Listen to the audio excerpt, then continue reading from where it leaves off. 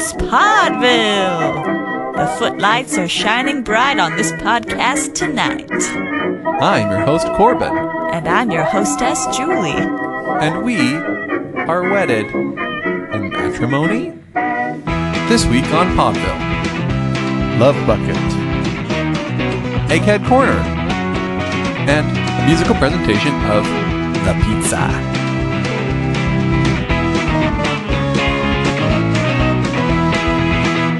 Welcome to Paudeville. Thank you to Paudeville. We are so glad that you are here. You make our lives filled with light and joy. Wow. That's a bold statement. I mean, it's true, but so bold. Yeah, gotta make bold moves. If you want to make waves in the world. If you want to be something. And I really do. Yeah. That's really our only goal, is to be impressive. Uh-huh. And to make something of ourselves, be finally. Lauded with honor. Uh-huh. Yeah, that's what I'm looking for. Lauds and honors. Yeah. I like those. Heaped upon me. Or at my feet. I don't know, is it better to have them heaped upon you or at your feet? Would you rather have honor? How about heaped upon your feet? Heaped upon your feet. Heaped upon your feet. And then they kind of just stack up on your feet and go up, up, up, up, up until they reach your head. Sure. That's how much heaping I want. What are we heaping?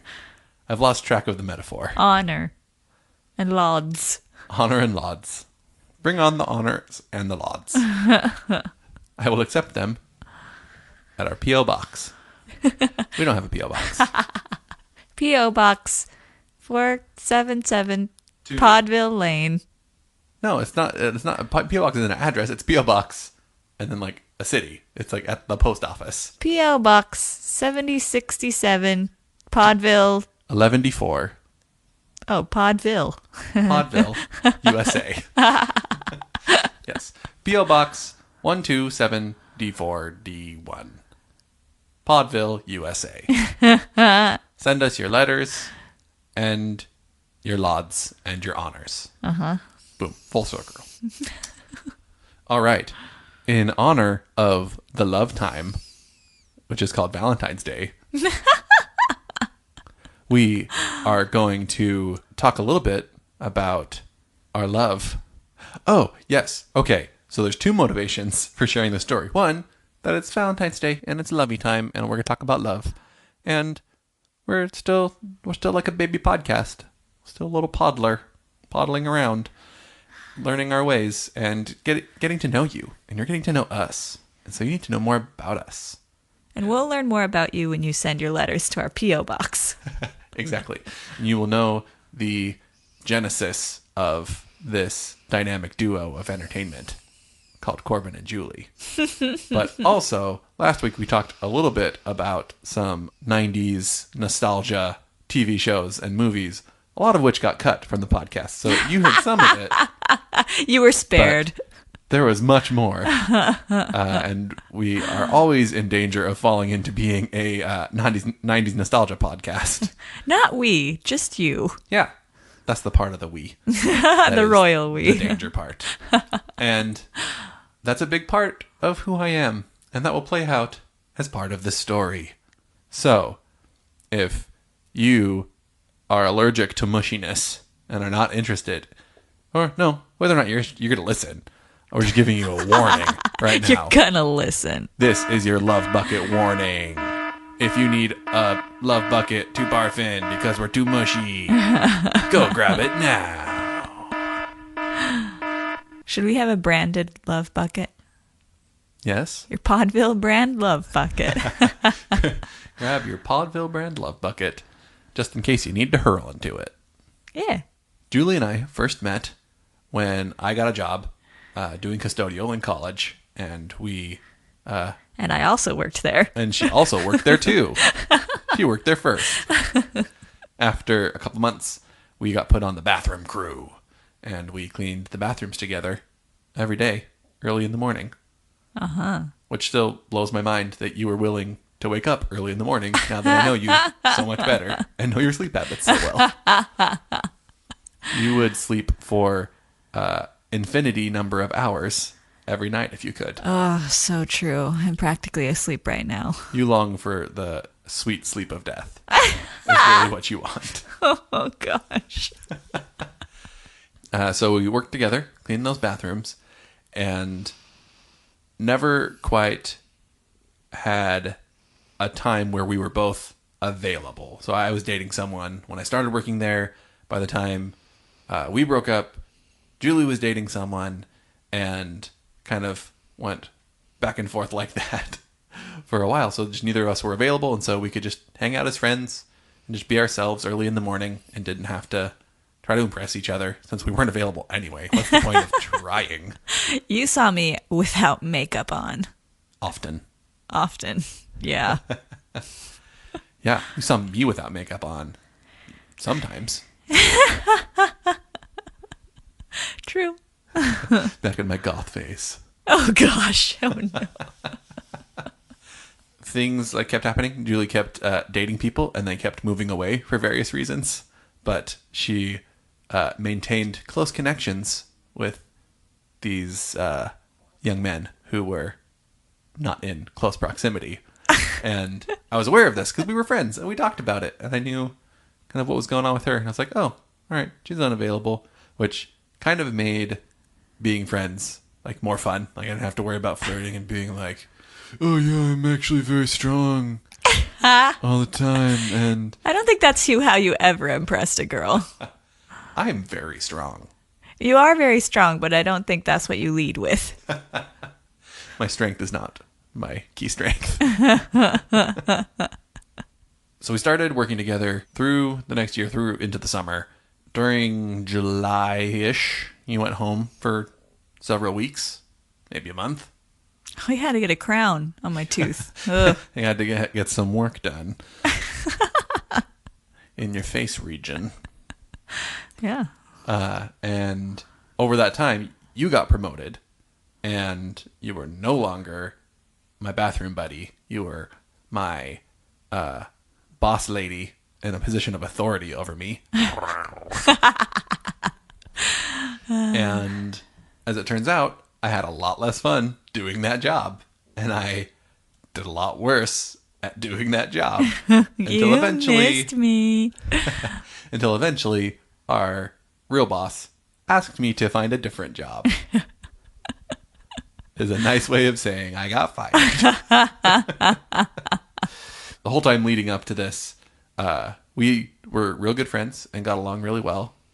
And people would sometimes ask Julie if she was interested in me, and her response would be, No way. I would never date Corbin.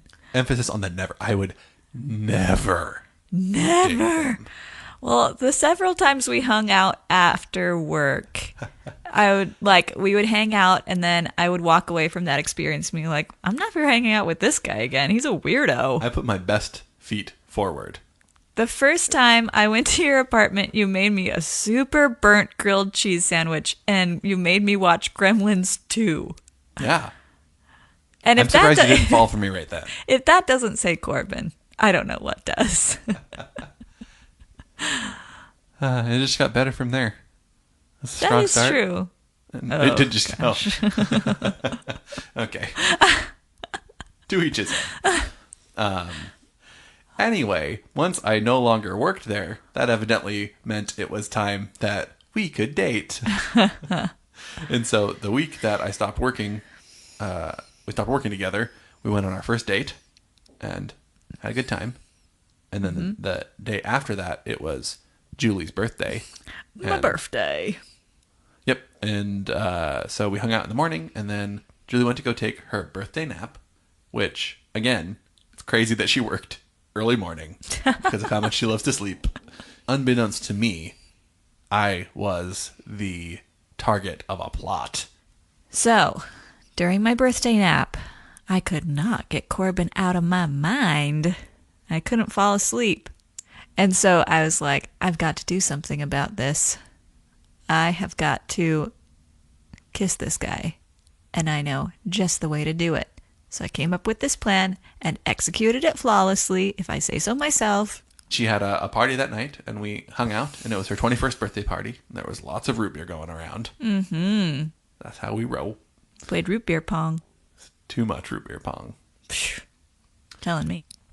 So we were watching this movie, this classic film called Bewitched.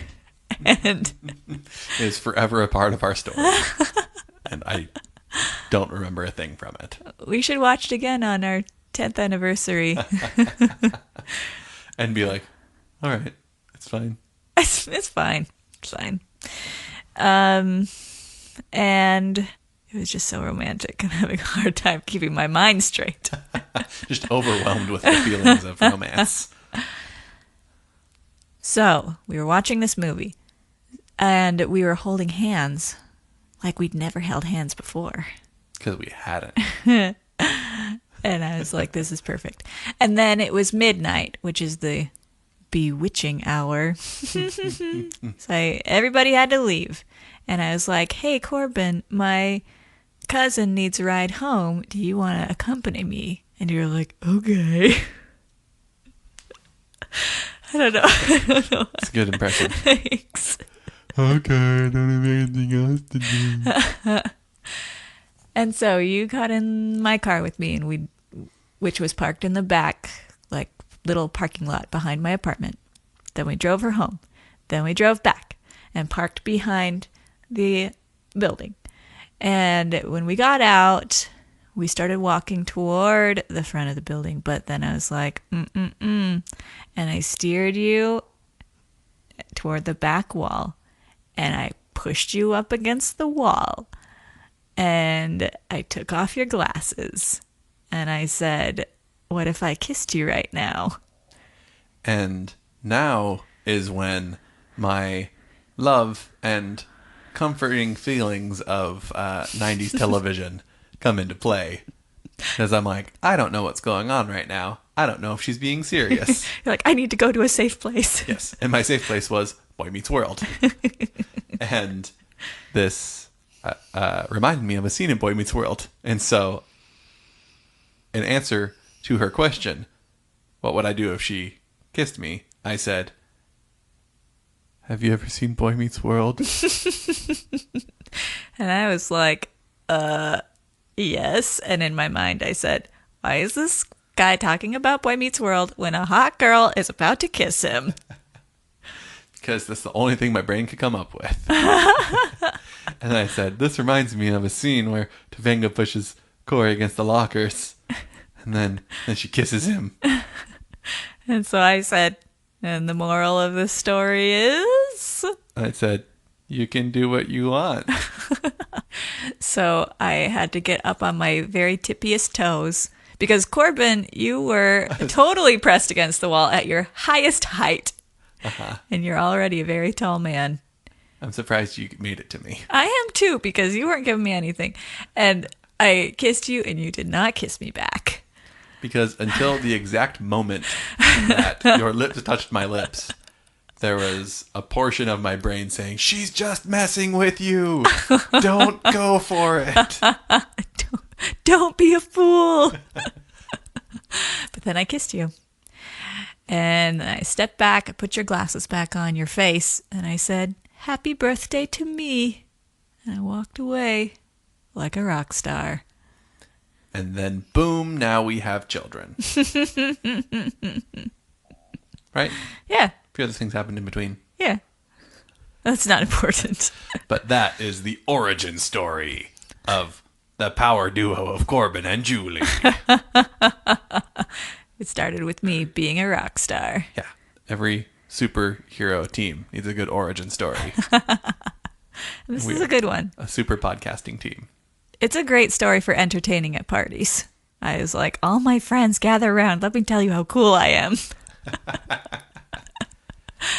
Yep. And you said, all my friends gather around. Let me tell you about this crazy girl who kissed me.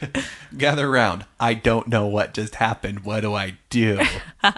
And so all of my friends were like, wow, she is so cool. Yeah. And all my friends are like, wow, you're so cool. And so the moral of the story is Julie is very cool. And I like Boy Meets World. Well, yeah. And that's all the time we have today for that, kids. You can put your love buckets away. For now. And now a word from our sponsors. Better than whiskey for colds and flu. Oh my gosh. Aspirinol. Delightful elixir called Aspirinol, medicated with latest scientific remedies that are endorsed by medical authorities to cut short a cold or cough due to cold and prevent complications. Every druggist in the U.S. is instructed to refund price while you wait at counter if you don't feel relief coming in 2 minutes. Oh my gosh. Yeah, that's big claims. Delightful taste, immediate relief, quick warm-up. Only 10% alcohol. Aspirinol, the 2-minute cold and cough reliever. Authoritatively guaranteed by the laboratories, tested, approved, and most enthusiastically endorsed by the people as 10 times as quick and effective as whiskey, rock and rye, or any other cold and cough remedy they have ever tried. All drugstores are supplied with the wonderful elixir, so all you have to do to get relief from that cold is to step into the nearest drugstore, hand a clerk $50 for a bottle of Aspirinol, and tell him to serve you 2 teaspoonsful. With your watch in your hand, take the drink at 1 swallow and call for your money back in 2 minutes if you cannot feel the distressing symptoms of your cold fading away like a dream within the time limit. Don't be bashful, for all druggists invite you and expect you to try it. Everybody's doing it. I really like the peer pressure in this. I don't know, it sounds pretty enticing. Everybody's doing it. I don't even have a cold or a cough. I want to try it. Yeah, it sounds like fun. When your cold or cough is relieved, take the remainder of the bottle home to your wife and children. For Aspirinol is by far the safest and most effective, the easiest to take and the most agreeable cold and cough remedy for children as well as adults. Quickest relief for Cotterall croup and children's choking up at night. Don't let that cold run into something worse. Stop it now with Aspirinol. I can't even dream of what the other 90% of that drug is. 10% alcohol and then just other crazy stuff. Like, the worst turn in all of these ads is, and give it to your kids. Oh, gosh. Yeah. It works way better than putting a little nip of whiskey in the old bottle. The old baby's bottle. Oh. It works in 2 minutes, Julie. That's impressive. I'm going to go hand my chemist $50. So next we're going to play a little game called Egghead Corner. Oh, no. Which Julie is so excited about. All right. Something that is probably obvious by now, but maybe isn't, is that I'm a big nerd. Yeah. I have degrees in nerdy things. Yeah, you do, baby. I am a officially accredited nerd. So one of my degrees is in mathematics. Uh-huh. And there was a lot of times when I was studying mathematics, again, hearkening back to the days of the beginnings of our relationship. And I guess back when, like, right when we were first married, I got, like, real deep into all my math classes. That's true. And was, like, just doing all kinds of crazy math and getting into, like, the real deep, like, proofs and, like, abstract algebra and the type of math that also sounds like poetry. No, we'll get there. Don't worry. You'll come around. Anyway, so the idea of this segment is that I'm going to take a really esoteric concept and try and explain it to Julie and see if I can explain it well. Because I'm a big dum-dum. Because it's very esoteric. I don't even know what that means. And so the point of the game is to work together and try and accomplish this goal. So we win together or we fail together. But we'll do it together. Either way, we will either fly up and score. We'll fly up and fly up and score a touchdown. We will fly up and soar into the sky, or fall down in a fiery ball of failure together. Aw, romantic. Wow, this episode's super romantic. Yeah. Really on point. All right, so the concept that we're going to be talking about today is infinity. We're going to go to infinity and beyond. Oh, boy. Because specifically the concept that we're trying and get Julie on board with is that there are different sizes of infinity. Yeah, you said this to me the other night while we were pillow talking in bed, and I said, that's crazy talk. I know how to be so romantic.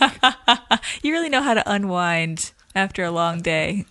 But I didn't believe what you said, and I still don't, and I refuse to believe it. The first thing to cover here is that infinity is kind of like a number. So, so there's different ways to think of infinity. Usually the like non-technical way of thinking of infinity is that it's just the biggest and it's forever. And so that's where it gets kind of poetic. Okay. It's the biggest big. It's and one more. But you kind of treat it like a number, and really it's defined as like a number that is bigger than any other number. And so if you start out with the counting numbers, so the integers, we go 1, 2, 3, 4. This is the natural numbers. Oh gosh, this is not going well. This is going to be great content. Everyone's going to love it. The last adult math class I took, you don't even say is math. Statistics. It's not math, it's statistics. And I took it twice because I failed the first time. I bet it was so much fun. Both times. You just couldn't get enough. And you needed to take it again. No. Please no. I love statistics. You're a nerd. It's one of my favorite kind of lies. If you're talking about how big a set is, right? So if you have 2 numbers, the size of that set of numbers is 2. If you have 3 numbers, the size of that set of numbers is 3. And so the size of every counting number is countably infinite. And it's called Aleph Null. Oh. Is what it's called. And it looks cool. It's like a squig. I think it's Hebrew. And it just looks real squiggly. And I remember trying to write it in my classes and not being good at making things look good with my hands. That's the thing about me. I do not do well in the visual arts. Right. And so Aleph Null is the size of the set of all counting numbers. And so this is like the number of hours in forever. And it's the number of digits of pi. Uh-huh. And so it's infinite. There's all of them, but you can like count them up. You can order them. And speaking of which, if you just go on forever, it's all these numbers and not in any particular order, then that size of that is Aleph Null. That's that type of infinity. Another type of infinity is when you define it as a specific order. And that's called omega. I'm lost. I don't know where I'm going. No, we'll come around. Okay. So omega is the counting numbers in order. And because it's in a specific order, it has really weird properties where 1 plus omega equals omega. But omega plus 1 is greater than omega. I've got to tell the listeners something here.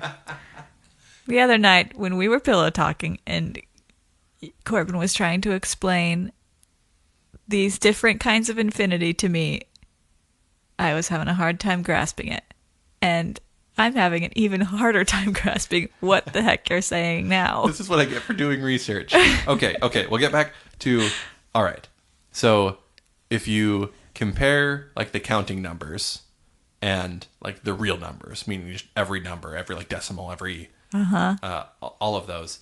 I guess the main concept, in order for us to win this game, the concept that I need to impart unto you is that the size of the set of real numbers is bigger than the size of the set of counting numbers.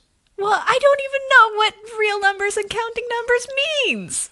Counting numbers. 1, 2, 3, 4. Yeah. 1 to infinity. Okay. Got that. Uh-huh. Counting numbers. Real numbers are like all... This is like the number line. Like this is all like pi is a real number. 1 is a real... Like, so the counting numbers are counted in the real numbers. So are you saying like 1.57 is a real number, but Yes. not a counting number. Correct. Okay. Yeah. Okay. And so we have that distinction. And so so part of this idea to get that sense is if I tell you that a number, one of the counting numbers, and I can ask what the next number is. So if the number is 5, what's the next counting number? 6. If the number is 1,000,000, what's the next counting number? 2 million. Yes. No. 1,000,001. Yes. But if I give you a real number, then you can't say what number is next. So if I give you 1.005, what's the next number? It could be anything. No matter what number you choose that's bigger than that number, it's not the next one because there's always going to be at least one other number stuck in between them.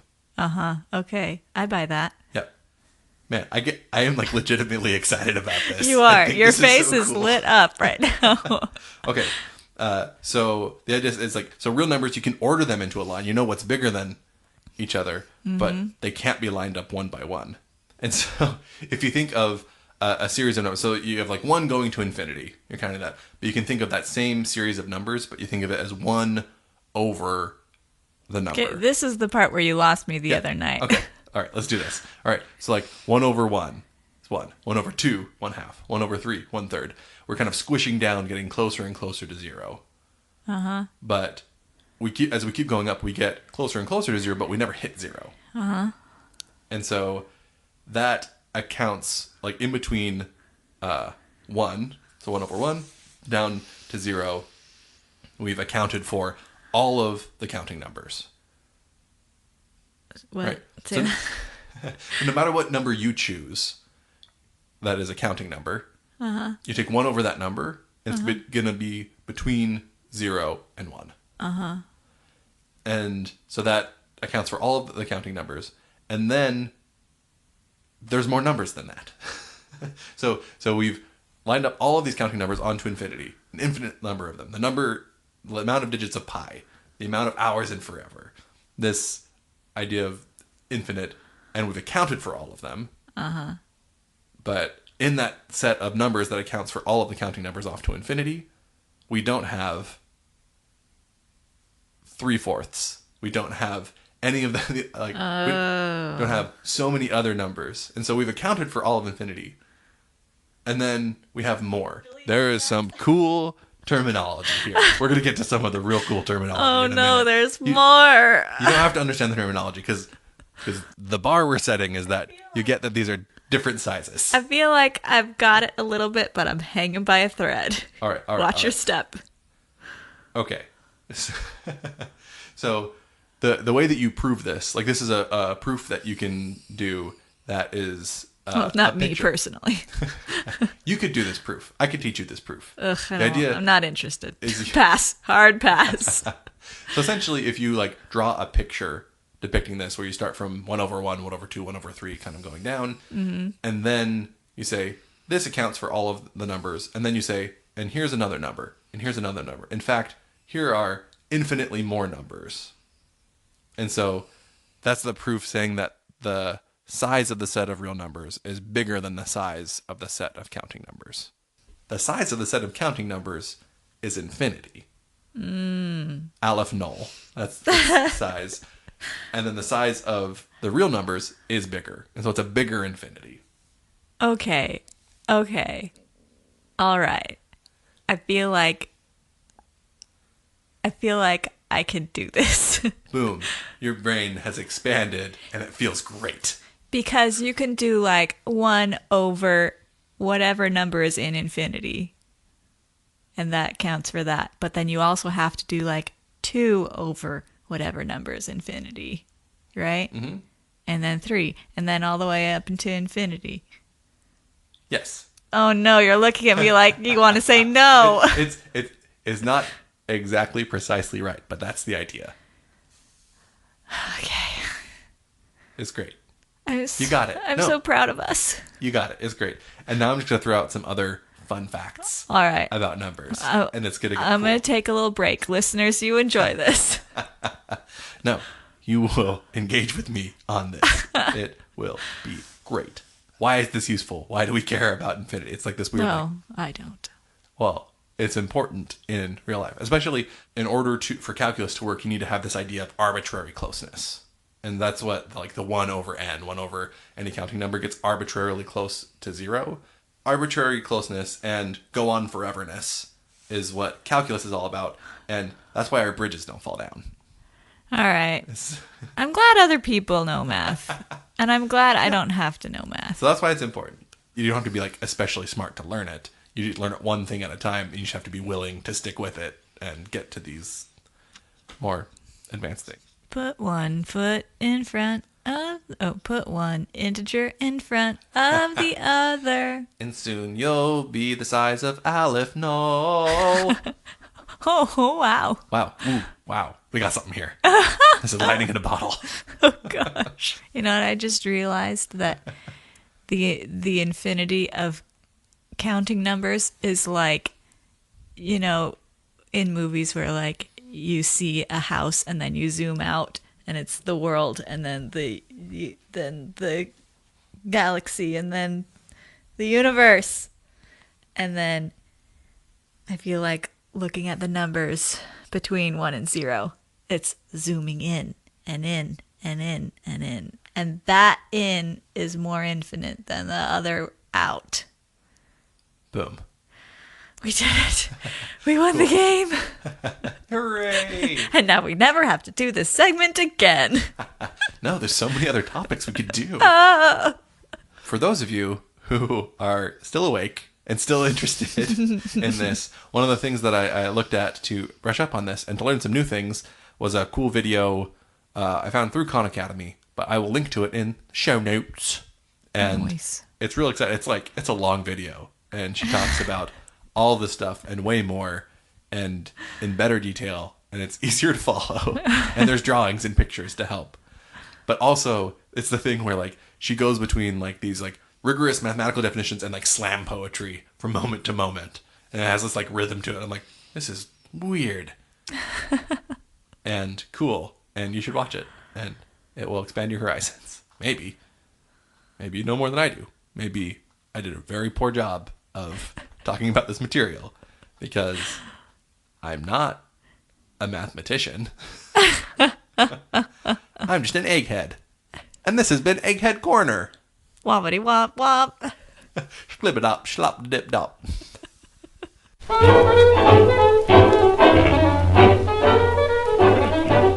And now for a musical selection.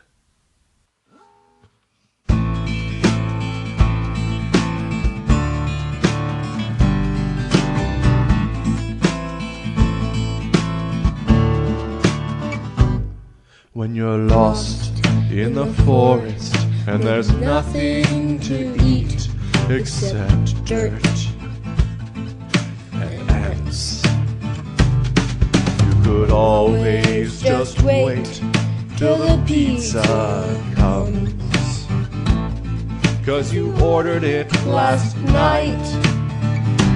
I can survive till the pizza comes. I can survive till the pizza comes. I can survive till the pizza comes. It comes. You're lost in the forest, or mountains, or oceans, or even the desert sands. You could always just wait till the pizza, 'cause you had it pre-ordered. I can survive till the pizza comes. I can survive till the pizza comes. I can survive till the pizza comes. It comes. Pepperoni, anchovy, Hawaiian mushrooms, bacon or bacon or sausage, cheese, pepperoni, anchovy, Hawaiian mushrooms, bacon or freaking or sausage. I can survive till the pizza comes. Pizza, pizza. I can survive till the pizza comes. Pizza, pizza. I can survive till the pizza comes. Pizza, pizza. It comes. Now that I have this pizza, I can survive till I order more next week for my hike. Pizza, pizza. Pizza, Pizza. All right, folks, we have made it to the end of another magical and delicious episode of Paudeville, Despite all the odds. your favorite new podcast. One of the things that we want to start doing, and we'll start right now, because now is the best time. Boom. Put that on a bumper sticker. I wish the look on your face could be somehow imprinted into sound. Yeah, we need to get that look on my face, put it on a coaster with the little caption saying, "Now is the best time." So, yeah. All right, we are going to do a quick Paudeville recommends. And we're going to recommend something that we have been enjoying, either together or separately lately. Both of us? I don't know. What do you got? I recommend Paudeville for all your aches and pains. If you don't feel better from any ailment within 2 minutes of listening to Paudeville, you can have all your money back. That's a good deal.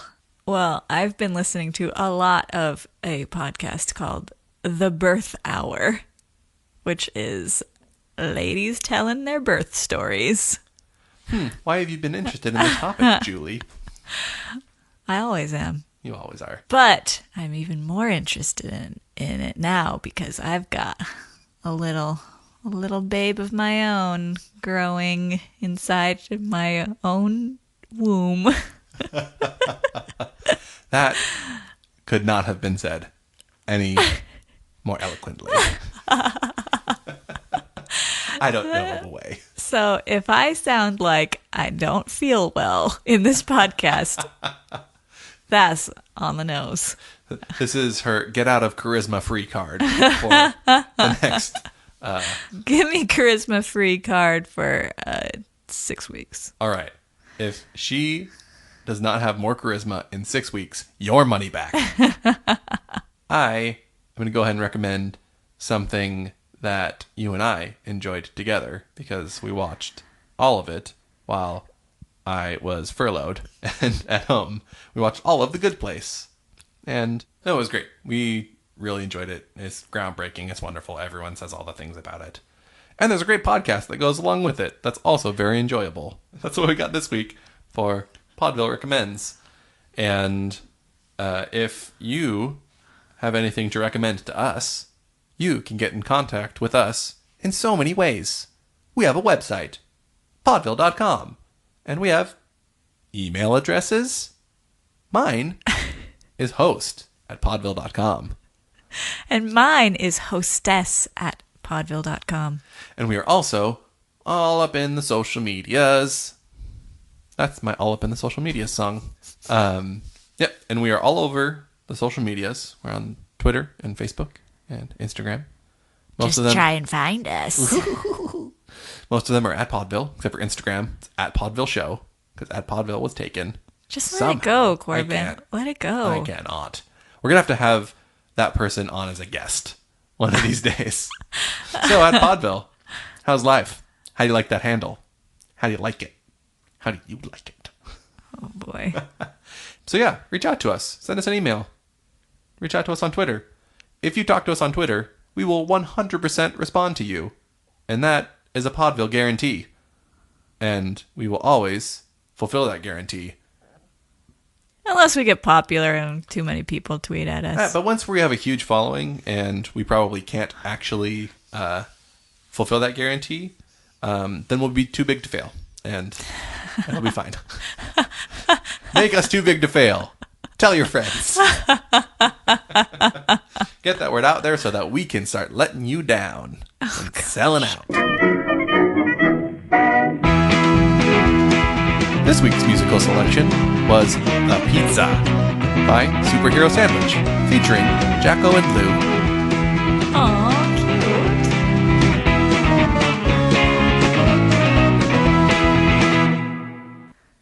Keep vamping. I need to find my notes. I don't feel good enough to vamp. In order to feel good enough to vamp, I will need to be a vampire, and I will need to suck out someone's lifeblood so I can feel good enough to vamp. Yeah, somebody's sucking out my lifeblood. Ayo. Okay. Doku. Sudoku. Spugoku. All right. It looked like you were reading that off your phone. All right, here's how to All right, explain. here's my notes. I don't understand any of the words you're saying. My head is reeling. Are you ready for me to stop talking now? Always.